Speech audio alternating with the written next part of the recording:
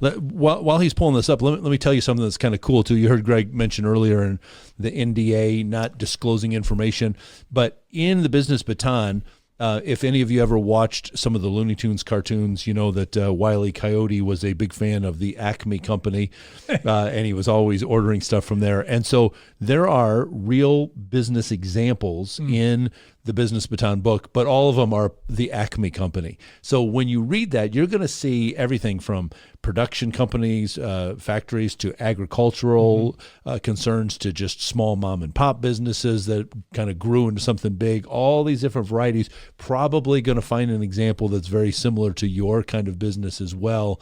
So you're going to see those in every one of these chapters. And you're also going to meet a leader in the M&A field and the business field in every one of these chapters as well, and get to know them a little bit. It was a very cathartic experience to interview business advisors in different fields that help business owners figure out how to pass the baton. The case studies are real. I just had to change them a little bit, just to protect the innocent. But just about productivity real quick. So it provides an opportunity to increase output without more inputs. Productivity, like you're being resourceful, increases profitability, enhances competitiveness. So I don't really like stopping working out and then having to start again. It's like this hill was a lot smaller before. Right. This is really hard to climb. So you stay on your edge, you stay sharp. And I think that's been my coaching for business owners. And it's kind of what I like doing, is the coaching the business owners through this. We call it navigating, but I've seen that, unfortunately, too much, where they, maybe take their eye off the ball and they lose their competitiveness. They're just pooped.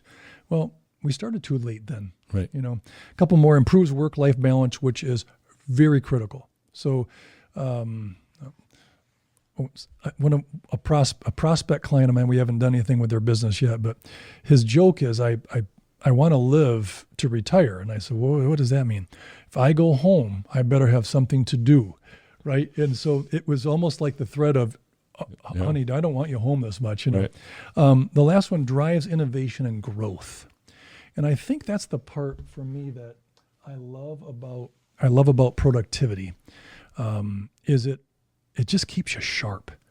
And if I can help the business owner as a navigator, all right, next week we're going to meet with so-and-so, keep killing at what you're doing. I love your shipment went out to Indianapolis. Amazing. That was a great purchase or a great sale or a great new client, whatever you're talking to. And they're like, all right, but what else we got to do? And so I kind of keep a second agenda with the business owner while they continue to focus on being productive with their business. Yep. Yeah. Well, let me read. This is how this chapter concludes. Keep running it, keep growing it, reinvesting in it, and all the while planning your sale, your transition, and your exit. And that's what you're going to... I wrote that? You did. It's pretty profound. Hope you enjoyed that clip. That is just a small sample of a much larger full-length episode. The link at the bottom of your screen, click that to get the full episode, all the content, and you also can help us come up with new content for further episodes to grow your leadership.